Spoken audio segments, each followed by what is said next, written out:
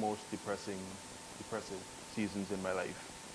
I was coming out the hills of grieving the loss of my father, and I hadn't really taken time to process it because I felt like I had to be strong for everybody else. I had to do everything for everybody else. I had to function to make everybody else happy, as opposed to just being able to really process what I was going through at the time.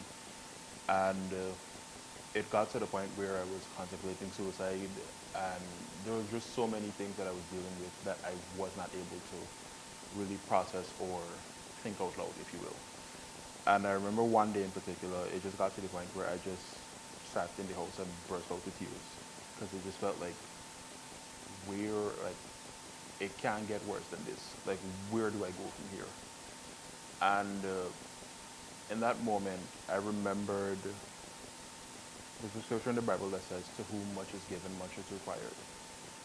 And I hadn't really, it's one thing to quote scripture, it's one thing to know scripture, but it's another thing to live it and be able to apply it in your life. And when God reminded me of that scripture, I stopped for a second and realized that as much as I'm going through this bad season, as much as it's okay to, sit and process what you're going through, I also have to remember in that moment that He equipped me to go through things like this, and that I would have been able to come through it no matter what. As bad as it seemed at the time, you know, there was something greater after this. And I remember the words just started coming to me, and I began writing it down, and the rest was history.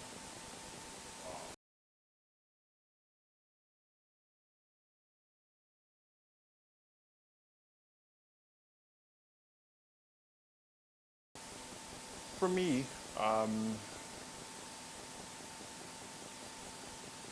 I so there are two messages, and I spoke about the other one earlier. To whom much is given, much is required.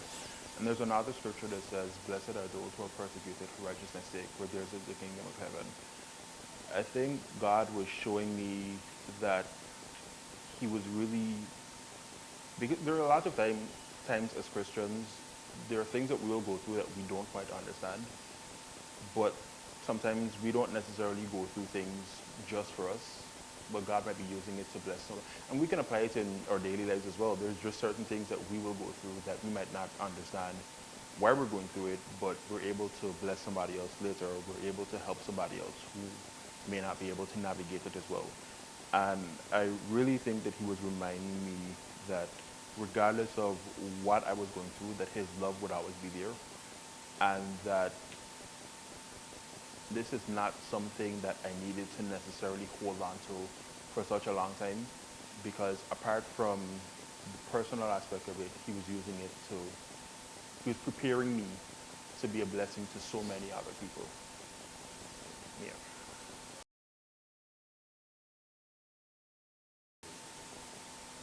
I really just want this song to remind people of the love of God. There's an analogy I came across the other day when somebody had asked, why does it feel like God isn't present when we're going through hardship? And someone responded and said, when you're in a test, the teacher is quiet. And I just want people to remember that God will never leave you nor forsake you, but sometimes that love may look different when you're in a situation. Because if God continues to just come through for you and, do everything the way you want Him to do it, then you won't be able to put His love to practice. You won't be able to apply His love practically when you're going through certain situations. There are certain times when God needs you to go through hardship, when you need to sit there and learn God for yourself, as opposed to just, understanding what we don't have to understand everything that we're going through. I just want people to be reminded of the love of God whenever they listen to this song. Regardless of your circumstances, regardless of whatever it is you may be facing, I just want you to always remember that God will never leave you nor forsake you, and His love never fails. I think sometimes the problem comes when we try to figure out what God is doing in every situation, and that's just not how he always works. You don't need to understand what he's doing. We just need to always remember that he's always there and that he's always working. We don't need to see his hands to know what he's doing. You can pray, you can worry, but you can't do both at the same time. And I just really want them to listen to this song and remember that,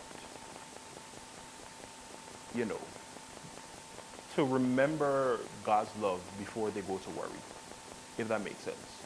Because I think it's natural to go through, your human emotions. It's okay to worry, it's okay to be sad, it's okay to hurt over certain things. But I think if we apply God's love practically to these situations, then we won't allow these emotions to consume us and make us feel like there's no hope or there's no chance of coming out of whatever it is that you may be going through. So I really just want you to always remember that the love of God is always there. It will never leave you. It won't forsake you. It won't leave you at the bottom. And it always comes through.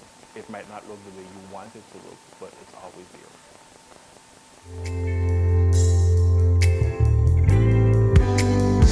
I see your love right through my weakness.